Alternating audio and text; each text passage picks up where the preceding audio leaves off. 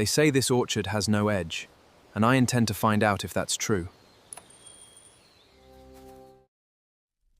The Hearthside Chronicles, Book 4, The Orchard That Had No Edge. Chapter 2. What Silas Knows. Constance Wray's kitchen was low-ceilinged and warm, with a black range at one end and a scrubbed pine table at the other, and it smelled, Daniel thought as he sat down, of apples in every possible form. Apples stewing somewhere in a pot he could not see, apples drying in slices on a wire rack above the range. A bowl of them on the table itself, red and green, and one variety he did not recognize at all, small and yellow-brown and faintly speckled, like a bird's egg. "Windfall tea first," Constance said, setting a pot down between them, "and then proper tea after, if you've the stomach for both." Windfall tea? Apples that fall before they're ready. No good for eating, but they make a decent brew if you're not too particular. She poured him a cup, pale gold and faintly sharp-smelling. "Drink it while it's hot. It settles a man who's had a strange morning." Daniel drank it. It was not unpleasant, sharp, and a little sour, and it did, he had to admit, seem to settle something in him that had been unsettled since roughly 9:30. The spaniel had followed them in and installed itself under the table with a long, contented sigh, resting its chin on Daniel's boot with the easy familiarity of a dog greeting an old friend rather than a stranger of some 3 hours' acquaintance. "Your dog seems to have decided about me faster than I've decided about your orchard," Daniel said. "Bramble's a good judge. Better than most people." Constance sat across from him, folding her hands on the table in the manner of a woman settling in for a conversation she had had many times before and did not mind having again. "You'll want to know what happened to you in there." "I would, yes. I can't tell you." "You can't, or you won't?" "Can't," Constance said without any particular apology in her voice. "I've lived beside that orchard the better part of 50 years, and I couldn't tell you with any certainty what happens once you're properly in among the trees, only that it happens to nearly everyone who goes in with a purpose, and hardly ever to anyone who goes in without one." Daniel considered this. "I went in with a purpose. I was measuring." "Yes, that's rather the point." "I don't follow."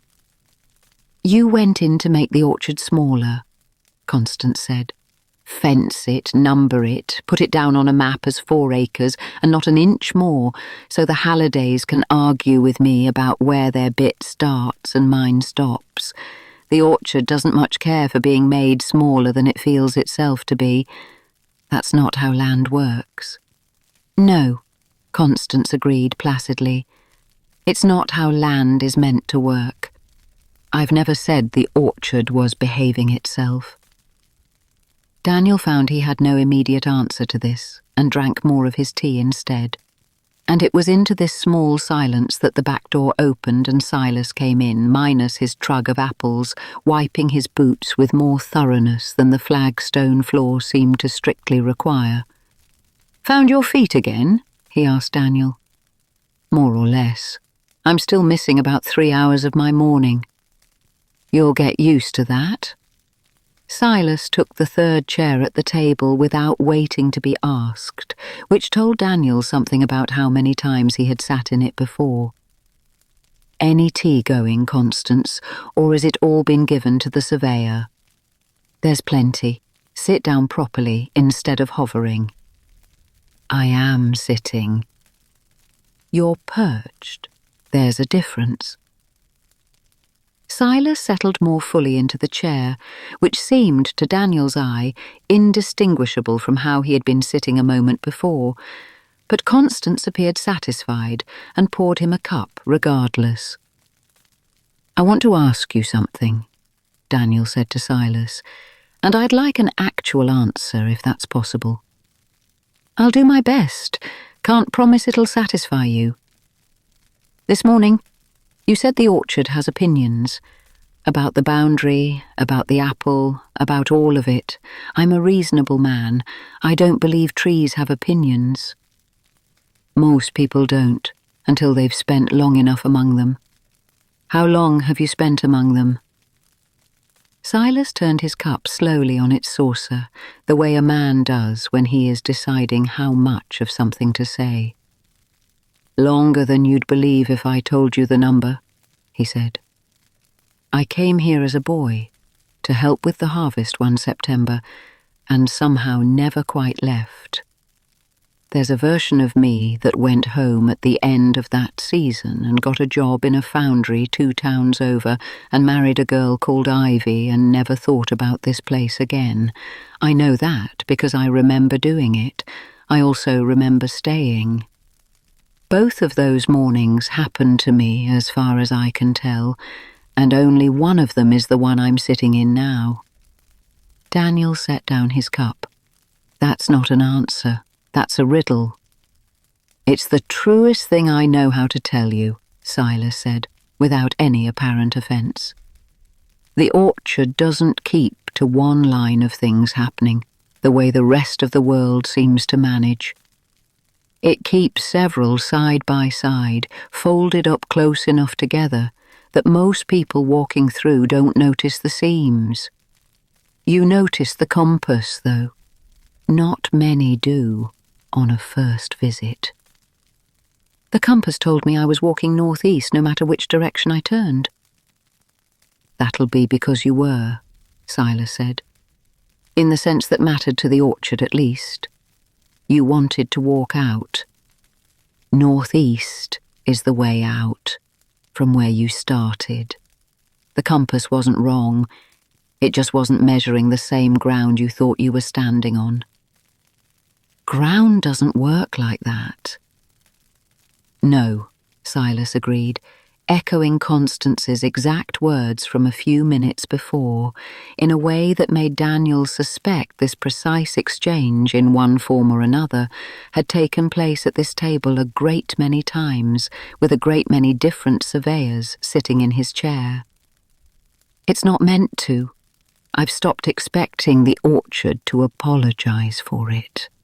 Daniel looked between the two of them, Constance calm and unbothered over her tea, Silas turning his cup with the patient, unhurried air of a man discussing the weather rather than the apparent collapse of ordinary time and space, and felt a peculiar, creeping sense that he was the only person in the room who found any of this remarkable. "Does the wall move?" he asked finally. "The boundary wall. You said I'd crossed it 4 or 5 times without noticing." "It doesn't move," Silas said. "Not exactly. It's more that it isn't only in one place.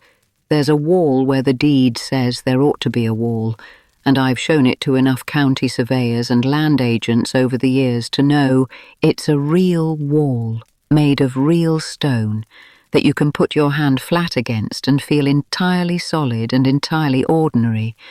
But the orchard doesn't seem to think that's the only wall that counts." "What other wall counts?" "Whichever one keeps someone in a while longer, if they need keeping in." "Needed for what?"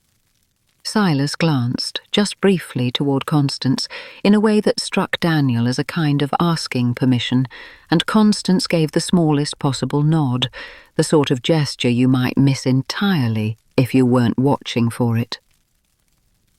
"There's a particular kind of person the orchard likes to slow down," Silas said. "Not always.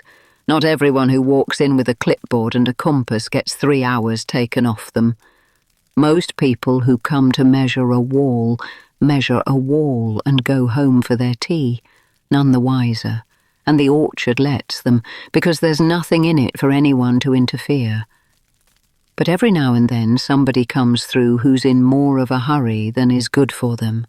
Somebody who spent so long counting things and drawing lines around things that they've stopped noticing what's actually growing inside the lines."